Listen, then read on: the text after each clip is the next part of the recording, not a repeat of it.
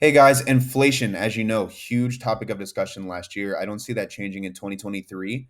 It spurred me to produce this article on game changing B2B marketing on a modest budget. And this is supposed to be a five-step approach that will help you cut down on the cost per lead and ultimately cost of customer acquisition.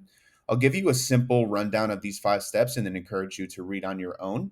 But starting with step number one, defining your target consumer. Who are these people? What challenge are they looking to solve? And how does your product help them solve it? At this point, you'll really want to create a buyer personas document, a document that spells out exactly who these people are as far as demographics. Perhaps that's even down to the revenue the company is making, the size of the company as far as employees. You'll want to agree upon these profiles with the client as you'll use these target consumer profiles later on when you build your audiences.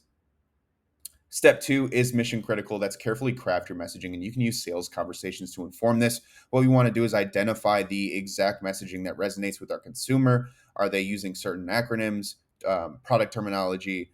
We want to find out, typically from our sales team, exactly how these people speak. And then we'll use that to inform our ad copy that will live on both paid search and paid social.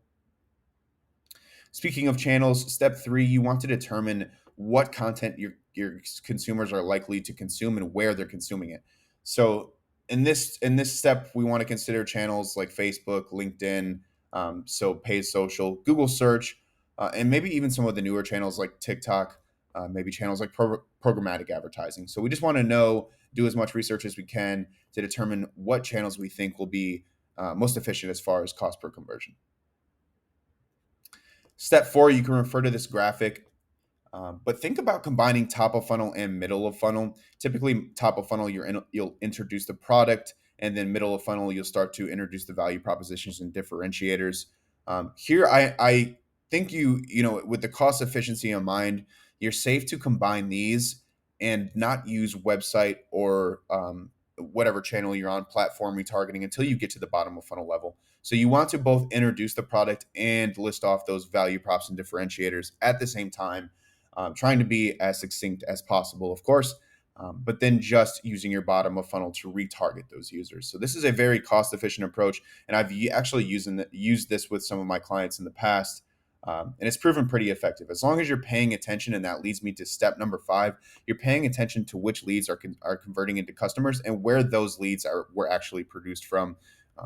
I've put a little joke here, cough cough UTM parameters, but it's really important that you use them down to the UTM content so that you can trace those back to those ad sets and those specific ads and the channels that they come from.